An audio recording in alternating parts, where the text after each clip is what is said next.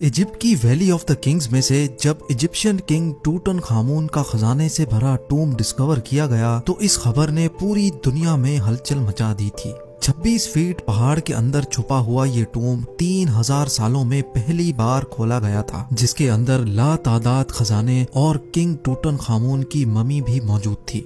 इस टूम में से मिलने वाला सोना बिल्कुल प्योर था और इसका टोटल वजन 1,03,000 तोला सोने के बराबर था, जो तकरीबन एक टोयोटा गाड़ी के वजन के बराबर बनता है। वैसे तो इस टूम से मिलने वाला तमाम खजाना और गोल्ड प्राइसलेस है, लेकिन अगर एक एस्टिमेट लगाया भी जाए तो आज के दौर में इसकी कीमत 5.5 अरब रुपयों के बराबर है। लेकिन ये टूम डिस्कवर होने के बाद आर्कियोलॉजिस्ट ये देखकर परेशान थे कि आज के मॉडर्न दौर में भी इतना ज्यादा सोना पहाड़ों से ढूंढने और निकालने में एक माइनिंग कंपनी को कम से कम भी 10 साल लग जाते हैं। तो आखिर 3000 साल पहले, जब ना ही कोई मशीनरी थी और ना ही कोई टेक्नोलॉजी, तब एंशिएंट इजिप्शियंस ने ये सोना निकाला तो आखिर कैसे और कहां से? फ्रेंच गोल्ड एक्सपर्ट थॉमस फॉशर अपनी टीम के साथ इस मुश्किल तरीन चैलेंज का राज जानने के लिए मैदान में उतर आए।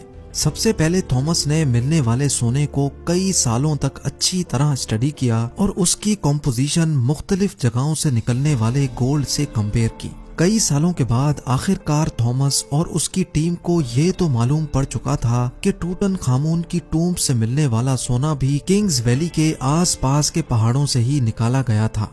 अब चैलेंज था वो पहाड़ ढूंढने का जहां से एंशिएंट माइनर्स इतना ज्यादा सोना निकालते थे। लेकिन ये टास्क कोई हल्का फुल्का टास्क नहीं था। किंग्स वैली के गिर्द हजारों पहाड़ मौजूद हैं और ये जानना कि सोना कौन से पहाड़ से निकाला जाता था, ये वाकई एक इंतहाई मुश्किल तरीन काम था। फ्रेंच गोल्ड एक्सपर्ट थॉमस फॉशर अपने एक आर्कियोलॉजिस्ट दोस्त के साथ मिलकर किंग्स वैली से 80 किलोमीटर दूर एक सहरा में पहुंच गया, क्योंकि इस डेजर्ट में कई ऐसे पत्थर मौजूद हैं जिनके अंदर सोने के जर्रात छुपे हैं। इसी वजह से उनका मानना था कि अगर टूटनखामुन की टूम से मिलने वाला सोना भी इसी डेजर्ट से निकाला गया था तो यहाँ माइनिंग ऑपरेशन के कोई न कोई निशानात जरूर मिलेंगे। ये सहरा 1,36,000 स्क्वायर किलोमीटर तक फैला हुआ है, जहाँ गर्मी और पानी की शॉर्टेज की वजह से जिंदगी ना होने के बराबर है। थॉमस का मानना था कि इतना ज्यादा सोना अगर इसी सहरा के किसी पहाड़ से निकाला गया होगा तो जाहिर है उसमें काफी ज्यादा मैन पावर भी लगी होगी।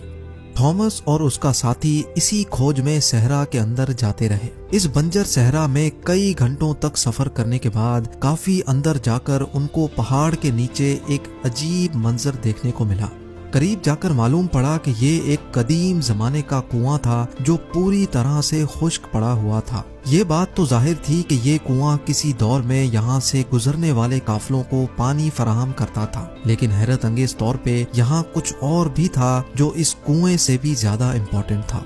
जी हाँ, थॉमस और उसके साथी को यहाँ एक पुराना कमरा भी बना हुआ दिखा जो अंदर से एक इबादतगाह का मंजर पेश कर रहा था। इस कमरे की दीवारों और छत पर काफी मेहनत से पत्थरों पर कार्विंग करके पेंटिंग्स बनाई गई थी। जब इस आर्ट वर्क को गौर से देखा गया तो इसमें एक ऐसा राज छुपा था जिसको देखकर यकीन करना मुश्किल था। थॉमस के साथ आया दोस्त जो कि एक आर्कियोलॉजिस्ट था, उसने बताया कि इस पेंटिंग में वही राज छुपा है जिसकी तलाश में हम लोग निकले हैं। पेंटिंग में जाहिर था कि सहरा में बना ये कुआं और रेस्ट रूम इस सहरा का सबसे पहला स्टॉप है, जहां पर एंशिएंट गोल्ड माइनर्स आराम करने के लिए रुकते थे। एंशिएंट इंजीनियर्स ने गोल्ड माइन तक जाने के लिए कुओं और रेस्ट एरियाज का एक नेटवर्क बनाया हुआ था। एक अंदाजे के मुताबिक हर एक रेस्ट एरिया 70 से 80 किलोमीटर के फासले पर बना हुआ है और एक रेस्ट एरिया से दूसरे तक पहुंचने के लिए माइनर्स की टीम को कई दिन लग जाते होंगे। जहां इस रेस्ट एरिया से मिलने वाली इंफॉर्मेशन से थॉमस और उसका साथी बहुत खुश भी हुए, वहीं दूसरी तरफ उनको ये भी मालूम पड़ गया था कि ऐसे कई स्टॉप्स तक उनको आगे मजीद ट्रेवल करना है, क्योंकि जिस मंजिल तक पहुंचने के लिए थॉमस कई सालों से इंतजार कर रहा था और वो मंजिल अब बहुत ज्यादा करीब दिख रही थी। इसी वजह से उन्होंने सहरा की गहराई में जाने का फैसला किया। बंजर सहरा में एक के बाद दूसरा रेस्ट एरिया आता गया, लेकिन गोल्ड माइन जैसी कोई चीज नजर नहीं आई। आखिरकार पूरे 2 दिनों के बाद थॉमस को एक पहाड़ के किनारे पड़े ढेर सारे पत्थर दिखाई दिए। देखने में तो ये एक नॉर्मल सीन था, लेकिन थॉमस का मानना था कि ये जगह एंशियंट गोल्ड माइनर्स का कैंप लगती है। और हुआ भी कुछ ऐसा ही। जी हाँ, इस जगह पर पत्थरों से बने कुछ ऐसे टूल्स मिले जिनकी मदद से पत्थरों को तोड़कर उनके अंदर से सोना निकाला जाता था। ये पत्थर जो दिखने में एक नॉर्मल पत्थर लगता है, इसको इस टूल की मदद से तोड़कर क्रश किया जाता था और फिर उस क्रश में से सोने के जर्रात अलग किए जाते थे। जब इस जगह मजीद सर्चिंग की गई तो यहाँ गोल्ड माइनिंग के कई टूल्स जमीन पर पड़े दिखाई दिए। क्योंकि थॉमस को एंशियंट गोल्ड माइनिंग टेक्निक्स के बारे में काफी ज्यादा जानकारी थी, इसी वजह से उसका मानना था कि एंशियंट माइनर्स इन पहाड़ों को खोद खोद कर इनमें टनल्स बनाते थे। इन टनल्स में खास किस्म के पत्थर ढूंढकर उनको इस माइनिंग कैंप में लाया जाता था, जहां वो इस वक्त मौजूद हैं। माइनिंग कैंप में मौजूद माइनर्स की दूसरी टीम इन पत्थरों को क्रश करके इनमें से सोना निकालती थी और फिर वो सोना किंग्स वैली में भेजा जाता था।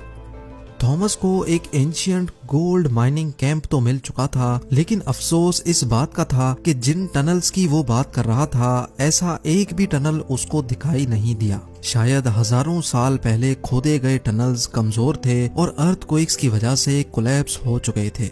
एक्सपर्ट्स का मानना है कि गोल्ड माइनिंग का ये तरीका बहुत ही ज्यादा मुश्किल है। अगर उस दौर में 100 लोग एक हफ्ते तक गोल्ड माइनिंग का काम करते होंगे तो उसमें से वो सिर्फ 1 स्पून गोल्ड का इकट्ठा कर सकते होंगे। यानी ये कहना बिल्कुल भी गलत नहीं होगा कि टूटनखामुन की टूम से मिलने वाला गोल्ड माइन करने में हजारों एंशियंट माइनर्स एक ही वक्त में काम करते थे, लेकिन फिर भी उनको ये टास्क कंप्लीट करने में कई साल लगे होंगे।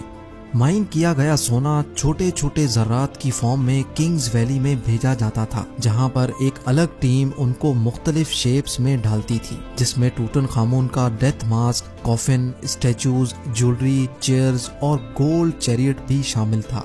1922 में जब हॉवर्ड कार्टर ने ये टूम डिस्कवर किया था, तब उसमें 5000 मुख्तलिफ किस्म की चीजें मौजूद थीं। इन तमाम चीजों का कैटलॉग बनाने में ही ब्रिटिश आर्कियोलॉजिस्ट को पूरे 10 साल लग गए थे।